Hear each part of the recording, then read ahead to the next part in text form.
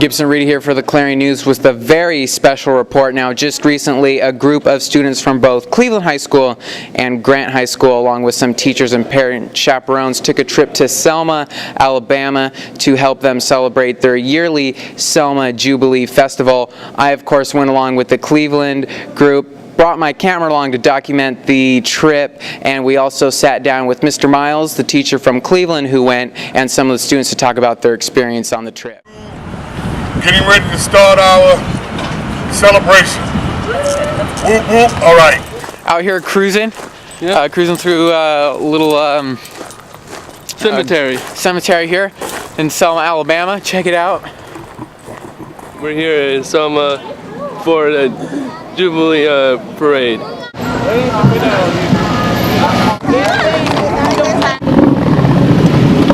Section 5. Section 5.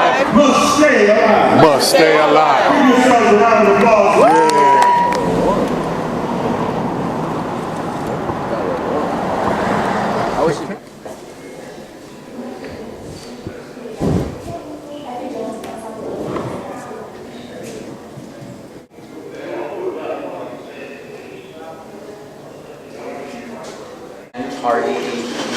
And where are you from? Okay. From Portland, Oregon. Okay. We'll be marching on Sunday. We'll be crossing this bridge, going over to the other side of the bridge, and this is the tributary off of the Mississippi, and we have the famous St. James Hotel, which is behind us, that was here during the civil rights movement and the march where everybody stayed at, where MLK stayed at, and then they moved on and went down the bridge. So I want to see some authentic stuff. we are at the base of the bridge in Selma, Alabama, and we're getting ready to participate in a historical march across the bridge. The march affected me the most because I wasn't expecting there to be that many people that there were, and it was really amazing. And some of the people that were in front of us were people that walked in the march originally, and I thought that was really just crazy.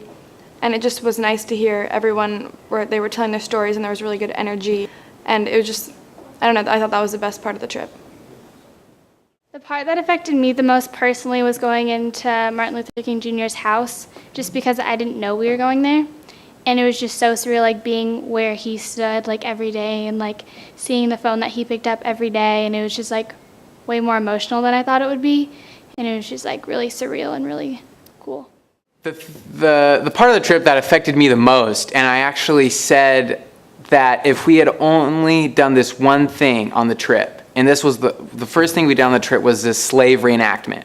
And I said, if we flew here, did this one thing and went home, that would have been, that would have been fine, because this slave reenactment we did really opened our eyes to what slavery was like. You can learn about it in a classroom from our great teachers, but it's one thing to learn about slavery, and it's one thing to actually experience slavery and to experience what it was like to be treated so terribly because of the color of your skin was something I'll never forget, and is probably the single most amazing thing I've ever done in my life. For me, it was really amazing to go there and see a lot of really influential people, specifically the African American community, but also just in general, like in the civil rights movement. I mean, they're people fighting for equality, and I think that really surprised me. I didn't know that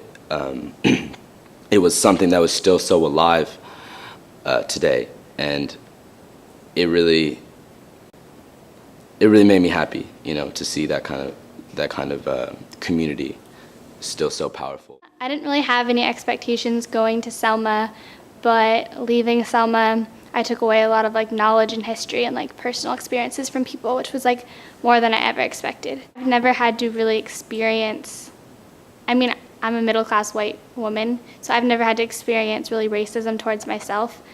And just seeing how many people showed up to that march and seeing how many people were there when it actually happened, and how many people like risked their lives for it, like I can't really put myself there, because none of my family members would have to do that, but I think I gained so much more respect for people, and I've just like, I almost feel bad being white because I've had it so easy and my family members have had it so easy. But going to Selma made me realize like how privileged I really am and like how much courage and strength it would take to like march in that original march. Biggest thing for me about the trip to Selma was that I knew it was gonna impact my life before going and also on the trip. But thinking about the trip today, I realized that every day since we've returned, somehow I've either thought about the trip or the differences between blacks and whites has come up in my mind. And the trip has stayed so relevant to the point where every day, at least once, if not more, I think about that's like what we saw in Selma. That's like what, you know, the black students in the high school are going through. And that for me has been amazing in itself. Just how I've been thinking since I've returned from the trip has been its own experience. It's almost like you experience the trip and then you experience what I like to call your life after Selma, because it's different. It's completely different, and it's different. It's different for the better. You know, I like myself more after Selma than before Selma. Woo! And what have you seen so far that's either really touched you or really been like, wow, you know?